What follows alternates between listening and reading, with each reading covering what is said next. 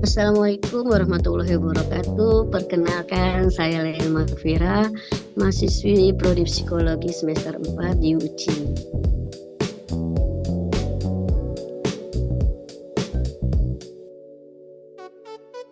Berikut adalah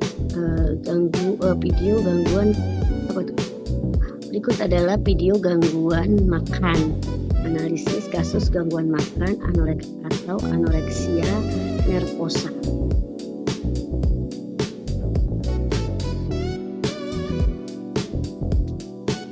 Studi kasus artis dari luar negeri ya, kasus Demi Lovato dari autobiografi dan berita.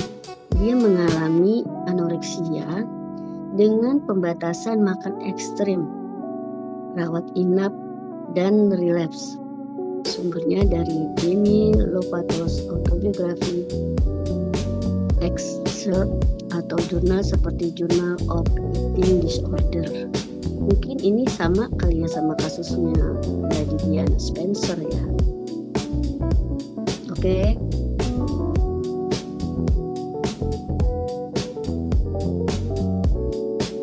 Dalam unggahan yang sama, pelantun lagu Sorry Not Sorry itu juga menyatakan telah mengatasi masalah pola makannya atau eating disorder yang sudah dia alami sejak masa remajanya.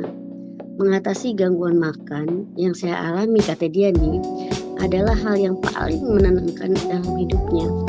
Tapi saya selalu berusaha setiap hari untuk pulih gitu, katanya.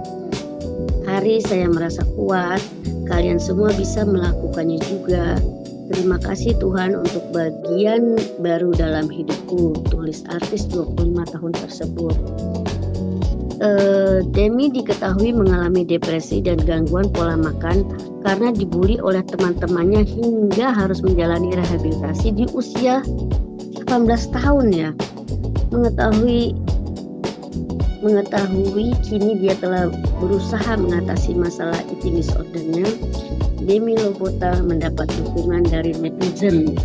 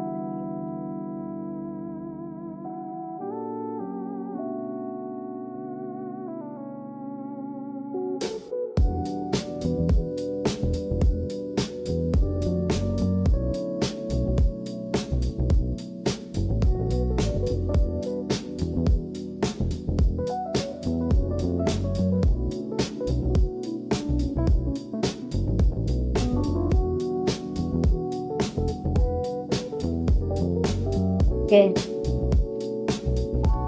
Diagnosis kriteria DSM anoreksia nervosa.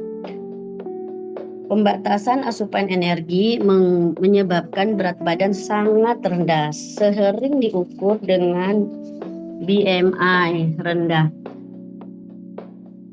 Ketakutan intens terhadap penambahan berat badan atau perilaku yang mencegah kenaikan berat badan. Yang ketiga, disorti dalam persepsi tubuh sehingga ketidakpuasan ekstrim atau menyangkal tentang kondisi kurusnya. Tambahan yang relevan, pada beberapa kasus muncul gangguan menstruasi, amenore, atau perilaku kompresif seperti latihan berlebih juga umum ditemukan pada penderita anoreksia nervosa.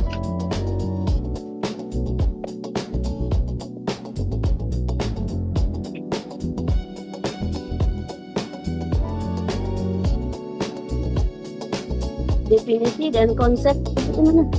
Definisi dan konsep. Gangguan makan atau eating disorder adalah kondisi psikologis serius yang ditandai oleh pola makan tidak sehat, distorsi citra tubuh, dan perilaku yang berbahaya untuk kesehatan fisik maupun mental. Gangguan makan bukan sekedar ingin kurus, tetapi merupakan gangguan kompleks yang melibatkan perilaku, emosi, pikiran, dan faktor sosial lainnya. Seperti itu definisi dan konsepnya.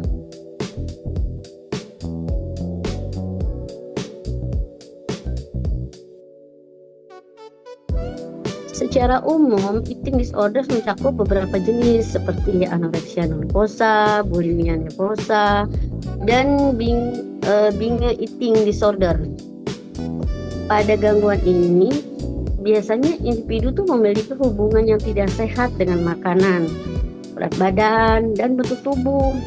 Salah satu ciri paling menonjol adalah distorsi citra tubuh, yaitu ketika seseorang memiliki persepsi yang salah tentang tubuhnya. Ini banyak terjadi nih di kalangan wanita khususnya ya. Mereka merasa gemuk meski sebenarnya berada pada berat badan yang sangat rendah. Gangguan makan sering berhubungan dengan tekanan sosial, standar kecantikan yang tidak realistis, perfeksionis, trauma masa lalu, atau faktor psikologis seperti kecemasan dan depresi. Seperti itu definisi dan konsepnya.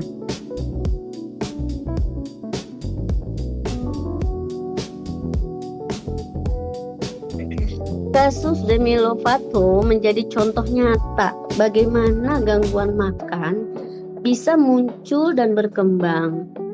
Demi pernah mengalami fase pembatasan kalori secara ekstrim, di mana ia sengaja mengurangi makanan jauh di bawah kebutuhan tubuhnya. Aneh ya. Selain itu, ia juga melakukan olahraga berlebihan sebagai kompensasi dengan tujuan menjaga tubuhnya tetap kurus. Meski tubuhnya sebenarnya sudah berada di batas yang tidak sehat. Yang paling penting lagi nih, Demi tuh mengalami distorsi citra tubuh. Ia melihat tubuhnya tuh terlalu besar.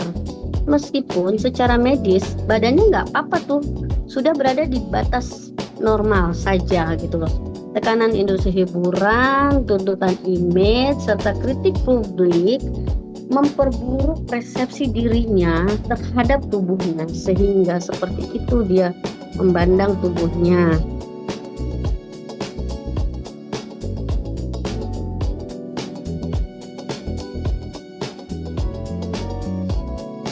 Berdasarkan cerita tersebut, perilaku dan gejalanya konsisten dengan anoreksia nervosa.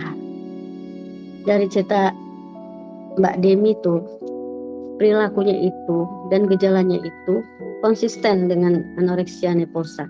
Salah satu jenis gangguan makan yang paling serius dan banyak terjadi di muka bumi ini ya, terutama terjadi kepada perempuan. Menurut kriteria DSM-5, anoreksia ditandai oleh 3 poin utama. Pembatasan asupan energi hingga menyebabkan berat badan sangat rendah. Kedua, ketakutan intens terhadap kenaikan berat badan, alias takut kegendutan. Nomor 3, distorsi citra tubuh atau penyangkalan terhadap kondisi kurusnya. Dari kacamata psikologi, pengalaman Demi menunjukkan bagaimana gangguan makan adalah kombinasi antara tekanan sosial, citra tubuh yang tidak realistis, dan kebutuhan untuk tampil di muka publik sempurna gitu.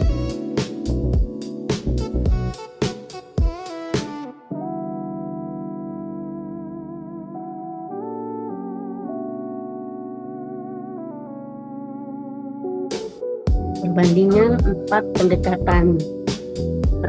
Perbandingan 4 pendekatan ini meliputi 1. Psikoanalisis, kelebihannya eksplorasi mendalam ke konflik bawah sadar, kelemahannya terapi butuh waktu lama dan kurang empiris. Yang kedua, pendekatan humanistik, kelebihannya fokus pada empati dan penerimaan tanpa syarat, kelemahannya kurang struktur, tidak optimal untuk kasus yang akut. Coba kita lihat yang ketiga adalah pendekatan secara kognitif atau CBT. Kelebihannya sangat efektif mengubah pola pikir maladaptif. Kelemahannya kadang mengabaikan faktor biologis. Perbandingan yang keempat adalah perbandingan perilaku. Kelebihan dari empat pendekatan ini adalah praktis untuk modifikasi, ada itu, tidak terlalu menangani emosi internal.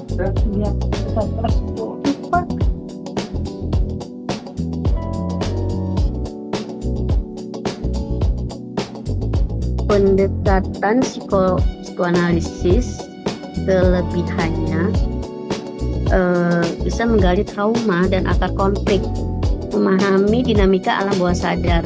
Kelemahannya tuh kurang strateginya kurang cepat, dia tuh terlalu lama ya. Pendekatan humanistik, empati, bangun harga diri, aman secara emosional. Kelemahannya minim struktur, kurang efektif, dan untuk gejala akut tuh ini sangat kurang efektif. Pendekatan kognitif, keunggulannya efektif, ubah pikiran negatif dan distorsi tubuh, terbukti ilmiah. Kelemahannya abaikan faktor emosional mendalam, butuh motivasi. Pendekatan perilaku, kelebihannya praktis, terstruktur, efektif, ubah perilaku makan dan olahraga. Kelemahannya tidak tangani emosional. Jadi kesimpulannya, gangguan makan bukan masalah kurang makan. Gangguan makan atau anoreksia itu bukan gangguan makan semata, tetapi gangguan serius nih yang melibatkan pikiran, emosi, perilaku, dan kondisi medis. Pemulihan paling efektif biasanya melibatkan pendekatan terpadu seperti terapi psikologis, konseling ya, terapi obat jika diperlukan, sesuai psikiater, dukungan keluarga, pemantauan gizi dan kesehatan fisik.